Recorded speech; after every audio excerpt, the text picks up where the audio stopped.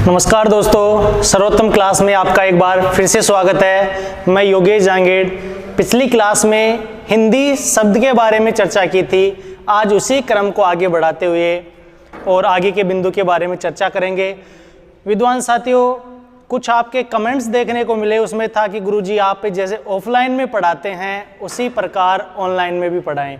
तो उन सब बिंदुओं को ध्यान में रखते हुए आज के बिंदु के ऊपर हम विशेष चर्चा करने जा रहे हैं। और आज जो हिंदी शब्द है, जो अपन ने पिछली क्लास में जो कुछ पढ़ा, एक बार उसका रिवीजन करते हुए आज के बिंदु के ऊपर चर्चा करेंगे। तो विद्वान साथियों, हिंदी क्या है? सबसे पहले हिंदी क्या है? तो कई विद्वान साथियों के मन में नए नए विचार आते हैं कि गुरुजी हिंदी ये है, हिंदी वो है। तो विद्वान साथियों, हिंदी एक क्या है? भाषा। हिंदी क्या है? एक भाषा। और हिंदी शब्द है, ये हिंदी भाषा का नहीं है। जो अपन ने पिछली क्लास में पढ़ा कि हिंदी शब्द है जो कौन सी भाषा का शब्द है? फारसी। हिंदी शब्द है फारसी, या मैं कहूँ पारसी, या कई विद्वान साथी ईरानी भी मानते हैं। तो विद्वान साथियों, आपको ये सब बिंदु ध्यान में रखने हैं। हिंदी शब्द की जो विकास क्रम या इतिहास के बारे में बात करें तो हिंदी शब्द सभी भाषाओं की जननी थी या मूल भाषा थी संस्कृत। और संस्कृत प्राचीन काल में दो रूपों में प्रचलित थी, एक तो वैदिक संस्कृत और एक थी लौकिक संस्कृत। यानी जिस भाषा में वेद पुराण उपनिषदों की रचना हुई वो भाषा कहलाई वैदिक संस्कृत। और जो आम बोलचाल की भाषा थी, या मैं कहूँ उस समय में सरल भाषा थी, वो थी लौकिक संस्कृत। विद्वान साथियों, जैसे जैसे समय व्यतीत होता गया और लौकिक भाषा में परिवर्तन होता गया और लौकिक भाषा से एक नई भाषा का विकास हुआ, वो थी पाली भाषा, जो सर्वाधिक प्रभाव डालने वाली थी बौद्ध धर्म पर। बौद्ध धर्म पर प्रभाव डालने वाली भाषा थी पाली। और पाली भाषा के बाद जो भाषा उभर कर आई वो थी प्राकृत। प्राकृत भाषा विद्वान साथियों प्रभाव डालने वाली थी जैन धर्म पर, या मैं कहूँ जैन धर्म के जो धार्मिक ग्रंथ होंगे वो होंगे कौन सी भाषा में? प्राकृत भाषा में। विद्वान साथियों, जैसे जैसे समय व्यतीत हुआ और भाषा का विकास हुआ, उस भाषा का नाम था अपभ्रंश भाषा। और अपभ्रंश का ही एक प्रकार माना जाता है सौर सैनी अपभ्रंश। यानी सौर सैनी अपभ्रंश से ही अपनी हिंदी भाषा का विकास हुआ। इस प्रकार विद्वान साथियों, हिंदी का जो विकास क्रम है वो अपने सौर सैनी अपभ्रंश से हुआ है। कुछ विद्वानों का मत है कि जैसे भारत में उत्तर पश्चिम से विदेशी आक्रांत आए या ईरानी लोग आए, ये लोग सिंधु नदी के आसपास आए तो ये सै का उच्चारण है करते थे, सै का उच्चारण है करते थे और द का द करते थे। तो इन्होंने सिंधु को हिंदू कहा और विद्वानों ने एक कल्पना की कि जो हिंदुओं के द्वारा जो भाषा बोली जाती है वो कहलाई हिंदी भाषा। कुछ विद्वानों का मत था कि जो सिंधु नदी के आसपास का क्षेत्र था ये सिंध प्रांत कहलाता था और सिंध को ईरानी लोगों ने या विदेशी आक्रांताओं ने हिंद कहा। और हिंद शब्द में फारसी भाषा का ई प्रत्यय जोड़ने पर और नाम उभर कर आया हिंदी। तो हिंदी का इस प्रकार से विद्वान साथियों विकास क्रम माना जाता है।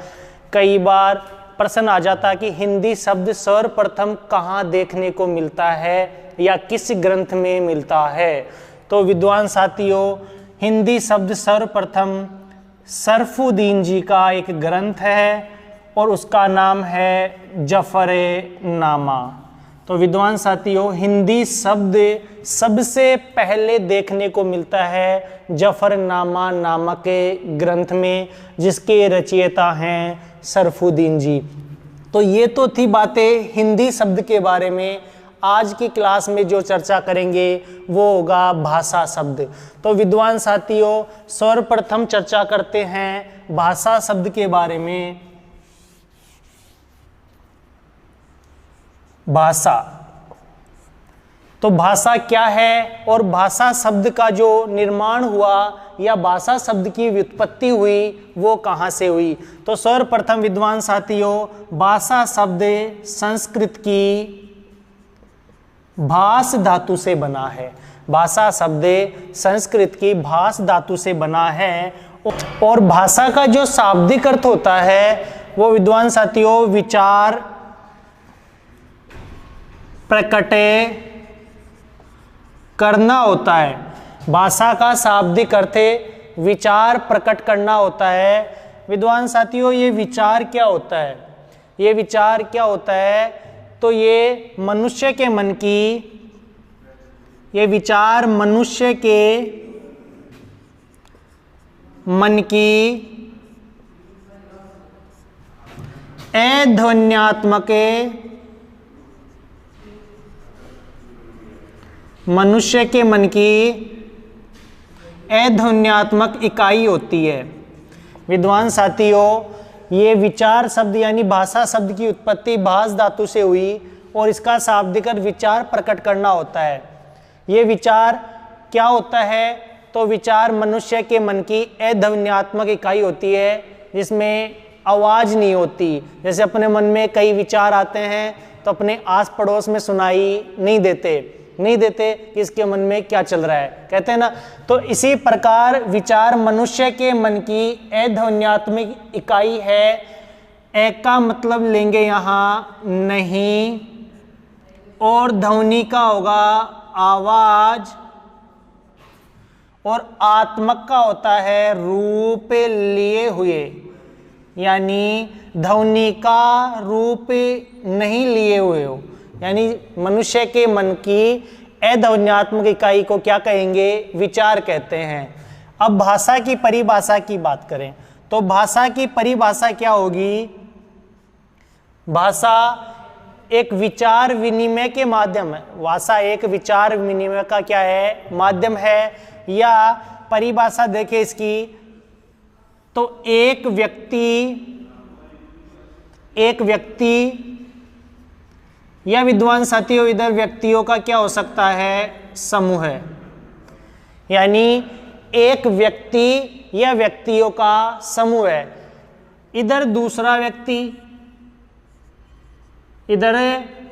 व्यक्ति या व्यक्तियों का क्या हो सकता है? समूह है, यानी एक व्यक्ति या व्यक्तियों का समूह है दूसरे व्यक्ति या व्यक्तियों के समूह तक अपने विचारों का आदान प्रदान जिस माध्यम से करता है उसे विद्वान साथियों भाषा कहते हैं। क्या कहते हैं? भाषा कहते हैं। फिर से समझने की कोशिश करें। एक व्यक्ति या व्यक्तियों का समूह है दूसरे व्यक्ति या व्यक्तियों के समूह तक अपने विचारों का आदान प्रदान का मतलब है कि एक व्यक्ति अपने विचार दूसरे तक पहुंचाएगा या वो दूसरा व्यक्ति तीसरे तक अपने विचार पहुंचाएगा। तो विचार पहुंचाने का जो माध्यम है उसे भाषा कहते हैं। क्या कहते हैं? भाषा कहते हैं। अब भाषा के प्रकार कितने होते हैं, या मैं कहूँ कि जो विचार आदान प्रदान का जो माध्यम होता है या भाषा का विचार जो आदान प्रदान करेंगे वो कितने तरीके से या कितने प्रकार से हो सकता है। तो भाषा के जो प्रकार होते हैं वो विद्वान साथियों 3 होते हैं। कितने होते हैं? 3 होते हैं। नंबर 1 की बातें करें। नंबर 1 मौखिक भाषा,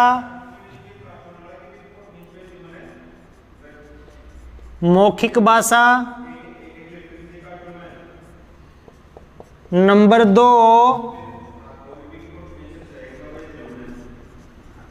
लिखित भाषा और नंबर 3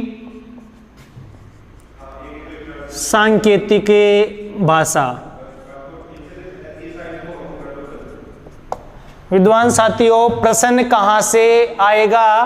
तो भाषा की परिभाषा यहाँ से प्रश्न नहीं पूछा जाता। प्रश्न आएगा मौखिक भाषा हो या लिखित भाषा हो या सांकेतिक के उदाहरण देगा और भाषा का प्रकार पूछेगा। भाषा की परिभाषा तो एक व्यक्ति अपने विचारों को दूसरे व्यक्ति तक पहुंचाएगा और पहुंचाने का जो माध्यम होगा उसे भाषा कहेंगे। और भाषा के प्रकार कितने होते हैं? 3 होते हैं। नंबर 1 मौखिक भाषा, नंबर 2 लिखित भाषा, नंबर 3 सांकेतिक भाषा। नंबर 1 की बात करें मौखिक भाषा। मौखिक भाषा की परिभाषा क्या होगी? मौखिक भाषा किसे कहते हैं? तो विद्वान साथियों, मौखिक का मतलब होता है कि अपने विचारों को बोलकर प्रस्तुत करना, बोलकर प्रस्तुत करना। परिभाषा देखें तो डायग्राम से समझने की कोशिश करेंगे कि एक व्यक्ति या व्यक्तियों का क्या हो सकता है? समूह भी हो सकता है। एक व्यक्ति भी हो सकता है और व्यक्तियों का समूह भी हो सकता है। एक व्यक्ति अपने विचारों को बोलकर प्रकट करेगा, सामने वाला या दूसरा व्यक्ति उन्हीं विचारों को सुनकर ग्रहण करे, तो ये जो माध्यम होगा भाषा का, ये कहलाएगा कौन सी भाषा? मौखिक भाषा। प्रश्न आएगा कि एक व्यक्ति या व्यक्तियों का समूह अपने विचारों को बोलकर प्रकट करे और दूसरा व्यक्ति या व्यक्तियों का समूह उन विचारों को सुनकर ग्रहण करे, तो उसे कौन सी भाषा कहेंगे? तो उसे मौखिक भाषा कहते हैं। परीक्षा में प्रश्न आएगा कि उदाहरण देगा और भाषा का नाम पूछेगा। जैसे मौखिक भाषा के उदाहरण देखें,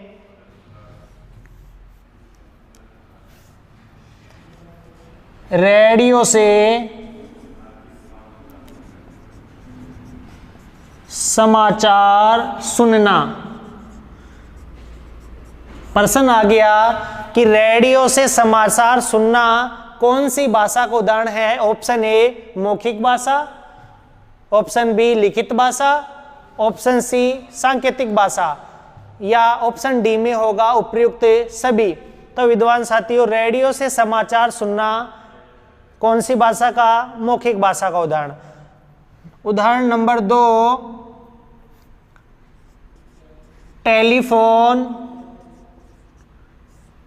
टेलीफोन पर बातें करना, या मोबाइल भी हो सकता है। टेलीफोन पर बातें करना कौन सी भाषा का उदाहरण होगा? मौखिक भाषा का। नंबर 3 प्रत्यक्ष साक्षात्कार। साक्षात्कार का मतलब होता है इंटरव्यू, यानी आरपीएससी यूपीएससी परीक्षाओं के जो साक्षात्कार होते हैं वो कौन सी भाषा के उदाहरण होंगे? मौखिक भाषा के। इसमें एक व्यक्ति जो इंटरव्यू देने जाता है वो इंटरव्यू लेने वाले के सामने प्रत्यक्ष रूप से बैठता है। उसके बाद जो एग्जामिनर होता है वो प्रश्न पूछेगा बोलकर, और सामने वाला जो विद्यार्थी होगा वो उनको सुनेगा और उसके विचारों को ग्रहण करेगा, फिर अपने विचार वो बोलकर प्रस्तुत करेगा। तो बोलकर एक व्यक्ति विचार बोलकर प्रकट करे, सामने वाला उनको सुनकर ग्रहण करे, तो वो हो जाएगी भाषा मौखिक भाषा। इसका सबसे अच्छा उदाहरण मानो कि जैसे नेताजी के भाषण, नेताजी के भाषण कौन सी भाषा के उदाहरण हैं? तो विद्वान साथियों, मौखिक भाषा के। एक नेताजी होते हैं, वो अपने भाषण देता है तो अपने विचारों को बोलकर प्रकट करता है। सामने बैठे प्रतिनिधि या गण होते हैं वो उन विचारों को सुनकर ग्रहण करते हैं। तो ये जो माध्यम होगा भाषा का, मौखिक भाषा कहलाएगा। नंबर 2 पर बात करें लिखित भाषा। लिखित भाषा की परिभाषा होगी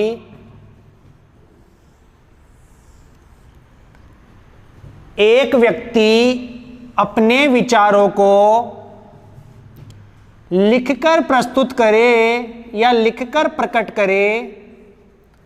एक व्यक्ति अपने विचारों को लिखकर प्रकट करे और सामने वाला व्यक्ति उन्हें ग्रहण कैसे करेगा? पढ़कर ग्रहण करे।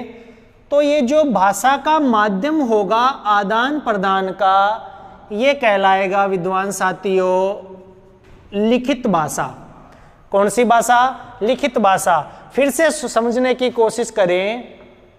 एक व्यक्ति अपने विचारों को लिखकर प्रकट करे, सामने वाला या दूसरा व्यक्ति उन्हें पढ़कर ग्रहण करे, तो वो भाषा का माध्यम होगा लिखित भाषा का। उदाहरण से समझें, परीक्षाओं में उदाहरण आएंगे, जैसे समाचार पत्र।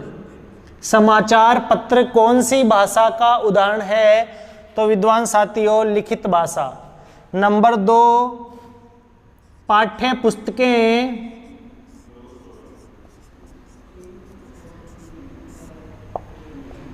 या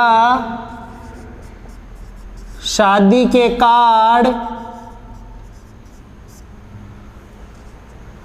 नंबर 4,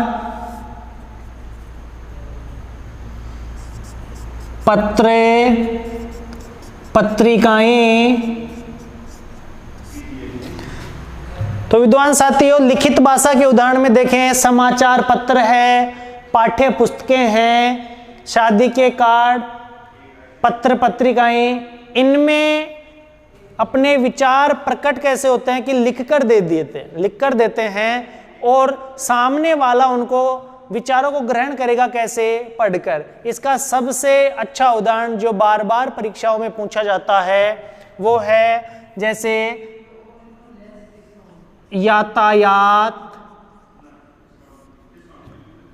यातायात के लिखित नियम।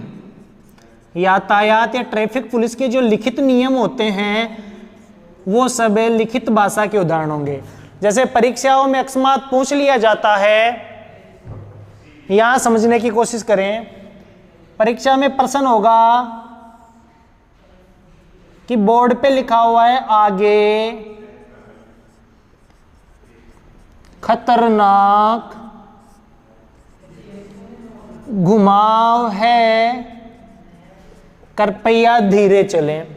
ऐसे लिखा हुआ आपने अकस्मात देखा होगा रोड पे, आगे खतरनाक घुमाव है, तो व्यक्ति या जो पुलिस ट्रैफिक वाले के जो यातायात नियम थे, या एक व्यक्ति ने अपने विचार लिखकर प्रस्तुत कर दिए। कैसे प्रकट किए?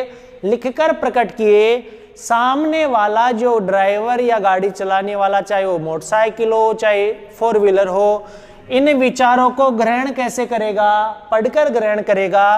तो लिखकर प्रस्तुत हो, विचार पढ़कर ग्रहण हो, तो वो भाषा कहलाती है लिखित भाषा। लिखित भाषा। नंबर 3 की बात करें, सांकेतिक भाषा। तो विद्वान साथियों, सांकेतिक भाषा किसे कहते हैं? सांकेतिक भाषा एक व्यक्ति, समझने की कोशिश करें, एक व्यक्ति या व्यक्तियों का क्या हो सकता है? समूह है। एक व्यक्ति या व्यक्तियों का समूह है दूसरे व्यक्ति या व्यक्तियों के समूह तक जो अपने विचारों का आदान प्रदान करेगा, वो इन संकेतों के माध्यम से करेगा। किनके माध्यम से करेगा? संकेतों के माध्यम से करेगा। और इन संकेतों के माध्यम से आदान प्रदान होगा विचारों का, तो वो भाषा कहलाएगी सांकेतिक भाषा। कौन सी भाषा कहलाएगी? सांकेतिक भाषा कहलाएगी। जैसे उदाहरण से समझने की कोशिश करें, तो सांकेतिक भाषा का सबसे अच्छा उदाहरण है ट्रैफिक पुलिस के इशारे। विद्वान साथियों, राजस्थान पुलिस एसआई में पूछा गया प्रश्न है कि ट्रैफिक पुलिस के इशारे कौन सी भाषा के उदाहरण हैं? ऑप्शन आपको ये तीनों देखने को मिलेंगे, और ऑप्शन डी में होगा उपयुक्त सभी। तो विद्वान साथियों, ट्रैफिक पुलिस के जो इशारे होंगे वो कौन सी भाषा के? सांकेतिक भाषा के। ध्यान से समझने की कोशिश करें। जैसे ट्रैफिक वाला होता है, ट्रैफिक पुलिस वाला होता है, चौराहे पे खड़ा रहता है, तो विद्वान साथियों इधर की गाड़ियों को रोकेगा तो वो बोलता नहीं, केवल इशारा ही देगा, ऐसे देगा। और इधर वाली गाड़ियों को चलने के लिए कहेगा तो केवल इशारा ही देगा, संकेत से ही समझाएगा। और पुलिस वाले का जो संकेत ऐसे होगा, और सामने वाला जो संकेत देखेगा तो उन संकेतों को देखकर उसके विचार ग्रहण कर लेता है और वो आगे बढ़ जाता है। इसी प्रकार अगला उदाहरण देखें, एम्पायर के इशारे। जो क्रिकेट में एम्पायर होता है तो वो भी बोलता नहीं है, अपनी जो भी बातें होंगी वो केवल संकेत के माध्यम से ही प्रस्तुत करता है। जैसे अब मानो कोई बैट्समैन आउट हो गया तो एम्पायर केवल अपनी एक अंगुली ऊपर करेगा या उठाएगा और बैट्समैन समझ जाएगा कि आउट हो चुका, या जो भी सामने दर्शक बैठे हैं वो समझेंगे कि बैट्समैन क्या हो गया, आउट हो गया। अगर अकस्मात मानो दोनों उंगलियां ऊपर कर दें तो आप भी समझ जाएंगे कि इसका इशारा होगा 6 रन का होगा। या एम्पायर ने मानो एक हाथ घुमाया और ऊपर हाथ घुमा दे, एक हाथ सीधा करेगा और घुमाएगा तो इशारा होगा कौन सी भाषा का, सांकेतिक भाषा का। और इशारा कौन सा, फ्री हिट का। कौन सी हिट का, फ्री हिट का। तो ये एम्पायर के जो इशारे भी होंगे वो भी कौन सी भाषा के उदाहरण है, सांकेतिक। वेरी वेरी मोस्ट करना प्रिय विद्यार्थियों, ट्रैफिक पुलिस का राजस्थान पुलिस एसआई में पूछा गया था, हो सकता है इस बार एम्पायर का पूछ लिया जाए, यानी एम्पायर के जो इशारे होंगे कौन सी भाषा में कर देंगे, सांकेतिक में। इसी प्रकार अगला उदाहरण देखना, शारीरिक जो भाव भंगिमाएं होती हैं, शारीरिक जो भाव भंगिमाएं होती है वो भी कौन सी भाषा के उदाहरण होंगे, सांकेतिक। जैसे अपनी क्षेत्रीय भाषा में बातें करें या क्षेत्रीय उदाहरण समझने तो विद्वान साथियों, जैसे शारीरिक भाव भंगिमाएं छोटी क्लासों में भी या अभी भी देखें तो अगर किसी को प्यास लगेगी तो केवल वो इशारा ही देगा कि मैं पानी पीऊं। फोन आएगा तो 1 मिनट फोन का इशारा ही देगा और उन्हीं संकेतों से सामने वाला भी समझ जाता है कि इसका क्या बज रहा है, फोन बज रहा है, ये बाहर जाएगा। इसी प्रकार घर में प्राचीन समय की या अपनी जो ग्रामीण रीति रिवाजों की बात करें तो एक ससुर जी जब घर पर आते हैं तो उसकी पुत्र वधू झाड़ू निकालती रहती है ना, तो ससुर जी केवल गेट से ही कह देंगे तो पुत्र वधू उसी संकेत को समझ जाएगी कि मेरे कौन आ गए, ससुर जी आ गए, और उसी संकेत को वो क्या कर लेगी, ग्रहण, यानी वो कौन सी भाषा में समझाए ससुर जी, संकेत से, सांकेतिक में, और उसी संकेत को पुत्र वधू ने ग्रहण कर लिया और वो अपनी पोजीशन ले लेती है। इसी प्रकार एक बिहारी जी का बहुत ही अच्छा सुंदर दोहा प्रस्तुत है कि बिहारी जी कहते हैं कि एक नायक और नायिका, यानी देसी भाषा में कहें एक छोरा और एक छोरी आमने सामने बैठे रहते हैं और मानो उनके माता पिता पास में हो तो वो आंखों ही आंखों में इशारे कर लेते हैं।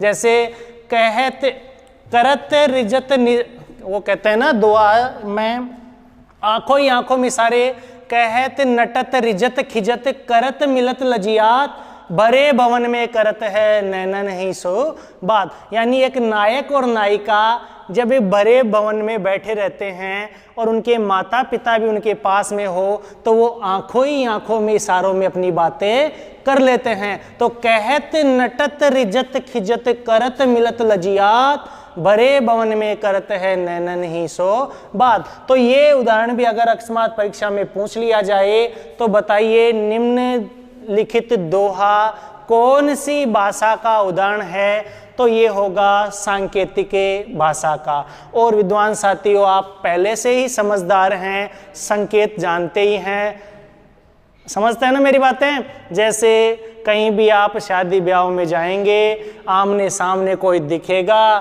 तो तत्काल ही फोन का संकेत देंगे कि नहीं देंगे, देते हैं। आप समझदार हैं। तो ये सब उदाहरण हो जाएंगे कौन सी भाषा के, सांकेतिक भाषा के।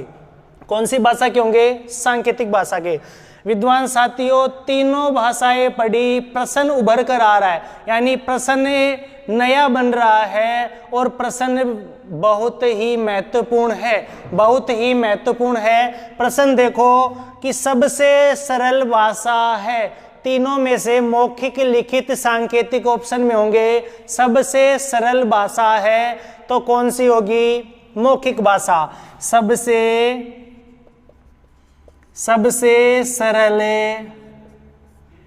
भाषा है तो सबसे सरल भाषा कौन सी, मौखिक भाषा। नंबर 2, सबसे कठिन भाषा। तो बताओ विद्वान साथियों, कठिन भाषा, जल्दी से जल्दी कमेंट्स बॉक्स में कमेंट करें और बताएं सबसे कठिन भाषा कौन सी होगी, लिखित या सांकेतिक। मौखिक तो सबसे सरल हो गई, सबसे कठिन होगी लिखित या सांकेतिक। तो विद्वान साथियों, सबसे कठिन भाषा होगी सांकेतिक भाषा, सबसे कठिन भाषा होगी सांकेतिक भाषा। क्यों होगी? क्योंकि संकेत निश्चित नहीं होते, संकेत निश्चित नहीं होते, तो इसलिए सबसे कठिन भाषा होगी सांकेतिक, सबसे सरल भाषा होगी मौखिक।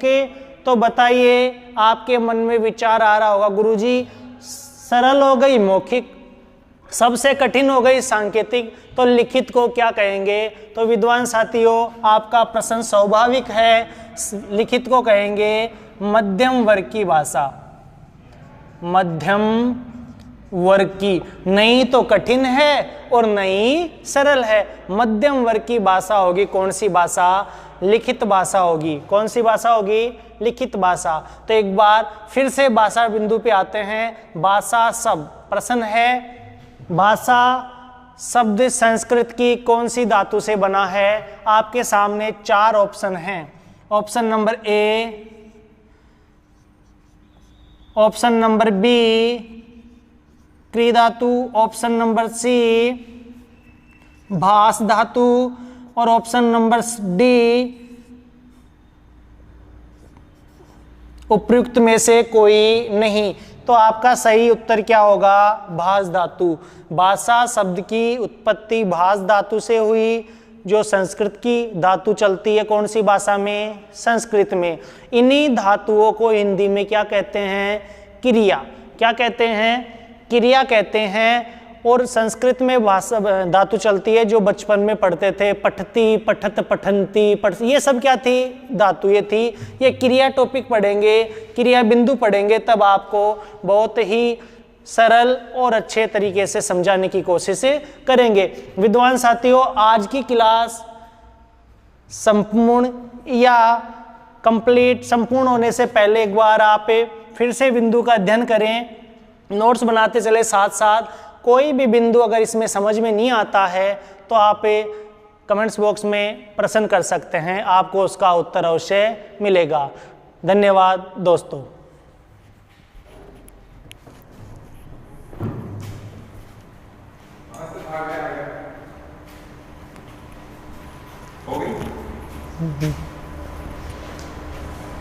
चलो मौज।